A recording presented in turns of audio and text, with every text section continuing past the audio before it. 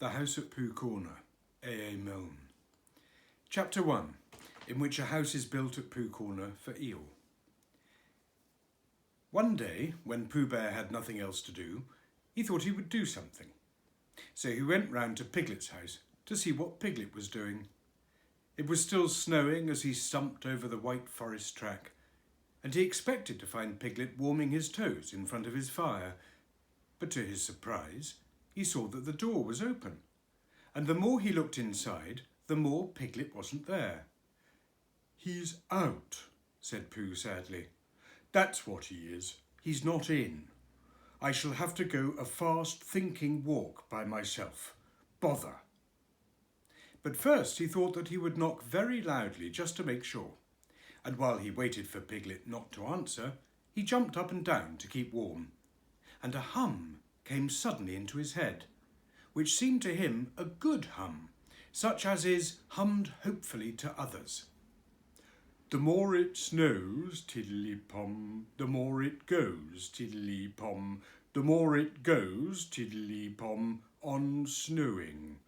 And nobody knows, tiddly-pom, how cold my toes, tiddly-pom, how cold my toes, tiddly-pom, are growing." "So what I'll do," said Pooh, "is I'll do this. I'll just go home first and see what the time is, and perhaps I'll put a muffler round my neck, and then I'll go and see Eeyore and sing it to him." He hurried back to his own house, and his mind was so busy on the way with the hum that he was getting ready for Eeyore that, when he suddenly saw Piglet sitting in his best armchair, he could only stand there rubbing his head and wondering whose house he was in. "Hello, Piglet," he said. "I thought you were out." "No," said Piglet. "It's you who are out, Pooh." "So it was," said Pooh. "I knew one of us was." He looked up at his clock, which had stopped at 5 minutes to 11 some weeks ago. "Nearly 11 o'clock," said Pooh happily. "You're just in time for a little smackerel of something." And he put his head into the cupboard. "And then we'll go out, Piglet, and sing my song to Eeyore." "Which song, Pooh?" "The one we're going to sing to Eeyore," explained Pooh. The clock was still saying 5 minutes to 11 when Pooh and Piglet set out on their way half an hour later. The wind had dropped, and the snow, tired of rushing round in circles trying to catch itself up, now fluttered gently down until it found a place on which to rest. And sometimes the place was Pooh's nose, and sometimes it wasn't. And in a little while Piglet was wearing a white muffler round his neck and feeling more snowy behind the ears than he had ever felt before. "Pooh," he said at last, and a little timidly, because he didn't want Pooh to think he was giving in. "I was just wondering, how would it be if we went home now and practised your song and then sang it to Eeyore tomorrow or the next day when we happen to see him?" "That's a very good idea, Piglet," said Pooh. "We'll practice it now as we go along. But it's no good going home to practice it, because it's a special outdoor song which has to be sung in the snow." "Are you sure?" asked Piglet anxiously. "Well, you'll see, Piglet, when you listen, because this is how it begins. The more it snows, tiddly-pom." "Tiddly what?" said Piglet. "Pom," said Pooh. "I put that in to make it more hummy. The more it goes, tiddly-pom, the more—" "Didn't you say snows?" "Yes, but that was before." "Before the tiddly-pom?" "It was a different tiddly-pom," said Pooh, feeling rather muddled now. "I'll sing it to you properly, and then you'll see." So he sang it again.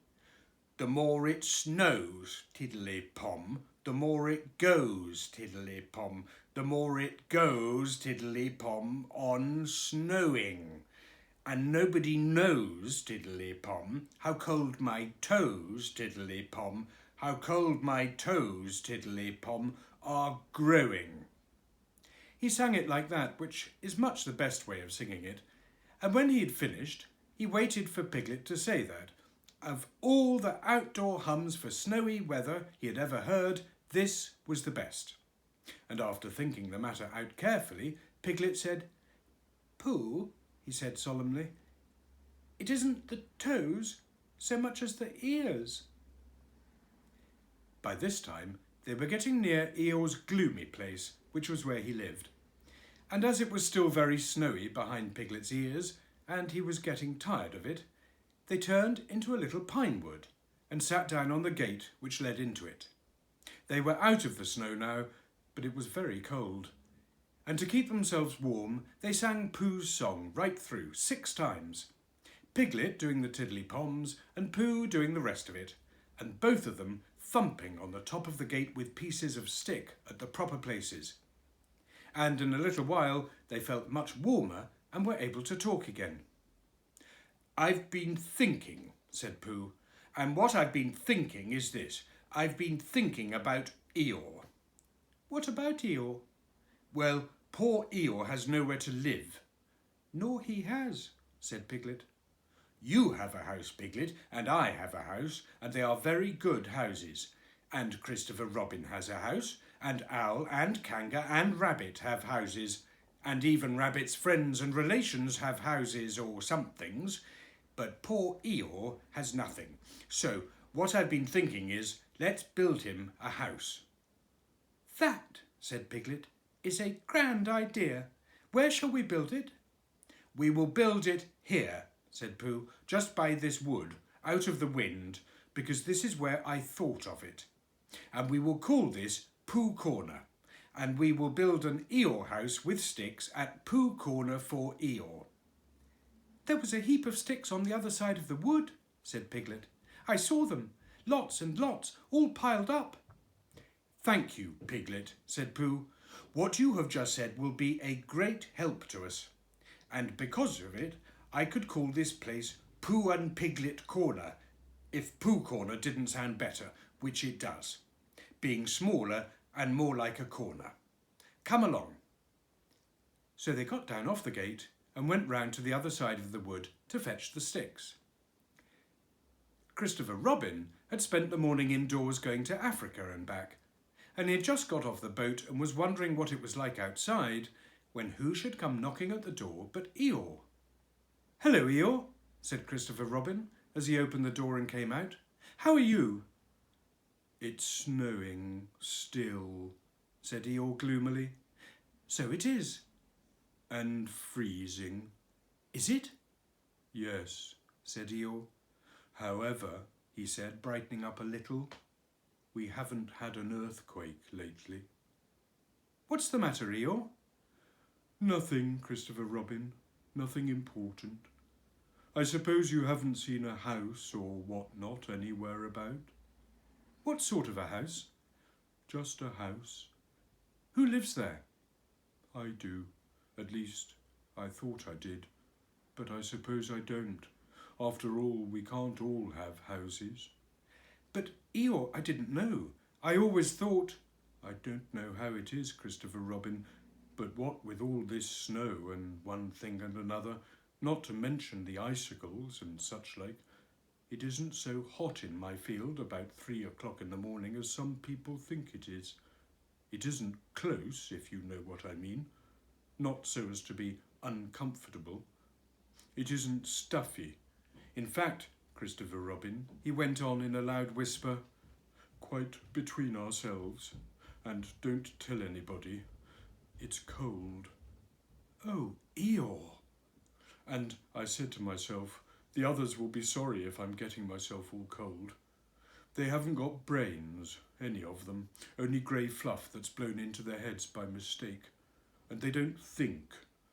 But if it goes on snowing for another 6 weeks or so, one of them will begin to say to himself, Eeyore can't be so very much too hot about 3 o'clock in the morning, and then it will get about, and they'll be sorry."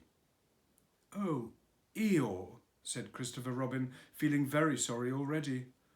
"I don't mean you, Christopher Robin. You're different. So what it all comes to is that I build myself a house down by my little wood." "Did you really? How exciting!" The really exciting part, said Eeyore in his most melancholy voice, is that when I left it this morning it was there, and when I came back it wasn't. Not at all. Very natural, and it was only Eeyore's house. But still, I just wondered. Christopher Robin didn't stop to wonder. He was already back in his house, putting on his waterproof hat, his waterproof boots, and his waterproof mackintosh as fast as he could. We'll go and look for it at once, he called out to Eeyore. Sometimes, said Eeyore, when people have quite finished taking a person's house, there are one or two bits which they don't want, and are rather glad for the person to take back, if you know what I mean. So I thought if we just went... Come on, said Christopher Robin, and off they hurried. And in a very little time they got to the corner of the field by the side of the pine wood, where Eeyore's house wasn't any longer. There, said Eeyore, not a stick of it left. Of course I've still got all this snow to do what I like with. One mustn't complain. But Christopher Robin wasn't listening to Eeyore. He was listening to something else. Can't you hear it? He asked. What is it? Somebody laughing? Listen. They both listened, and they heard a deep, gruff voice saying in a singing voice that the more it snowed, the more it went on snowing, and a small, high voice tiddly-pomming in between. It's Pooh, said Christopher Robin excitedly. Possibly, said Eeyore. And Piglet, said Christopher Robin excitedly. Probably, said Eeyore. What we want is a trained bloodhound. The words of the song changed suddenly. We've finished our house, sang the gruff voice. Tiddly-pom, sang the squeaky one. It's a beautiful house. Tiddly-pom, I wish it were mine. Tiddly-pom. Pooh, shouted Christopher Robin. The singers on the gate stopped suddenly. It's Christopher Robin, said Pooh eagerly. He's round by the place where we got all those sticks from, said Piglet. Come on, said Pooh.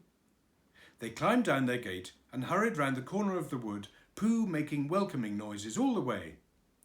Why, here's Eeyore, said Pooh, when he had finished hugging Christopher Robin, and he nudged Piglet, and Piglet nudged him, and they thought to themselves what a lovely surprise they'd got ready. Hello, Eeyore. Same to you, Pooh Bear, and twice on Thursdays, said Eeyore gloomily. Before Pooh could say, why Thursdays, Christopher Robin began to explain the sad story of Eeyore's lost house, and Pooh and Piglet listened, and their eyes seemed to get bigger and bigger. Where did you say it was? Asked Pooh. Just here, said Eeyore. Made of sticks? Yes. Oh, said Piglet. What? Said Eeyore. I just said, oh, said Piglet nervously, and so as to seem quite at ease, he hummed tiddly-pom once or twice in a what shall we do now kind of way. You're sure it was a house? Said Pooh. I mean, you're sure the house was just here? Of course I am, said Eeyore, and he murmured to himself, no brain at all, some of them. Why, what's the matter, Pooh? Asked Christopher Robin. Well, said Pooh, the fact is, said Pooh, you see, said Pooh, it's like this, said Pooh, and something seemed to tell him that he wasn't explaining very well, and he nudged Piglet again. It's like this, said Piglet quickly, only warmer, he added, after deep thought. What's warmer? The other side of the wood, where Eeyore's house is. My house, said Eeyore. My house was here. No, said Piglet firmly, the other side of the wood. Because of being warmer, said Pooh. But I ought to know. Come and look, said Piglet simply, and he led the way. There wouldn't be two houses, said Pooh, not so close together. They came round the corner, and there was Eeyore's house, looking as comfy as anything. There you are, said Piglet. Inside as well as outside, said Pooh proudly. Eeyore went inside and came out again. It's a remarkable thing, he said. It is my house, and I built it where I said I did, so the wind must have blown it here, and the wind blew it right over the wood and blew it down here, and here it is as good as ever. In fact, better in places. Much better, said Pooh and Piglet together. It just shows what can be done by taking a little trouble, said Eeyore. Do you see, Pooh? Do you see, Piglet? Brains first and then hard work. Look at it. That's the way to build a house, said Eeyore proudly. So they left him in it, and Christopher Robin went back to lunch with his friends Pooh and Piglet. And on the way, they told him of the awful mistake they had made.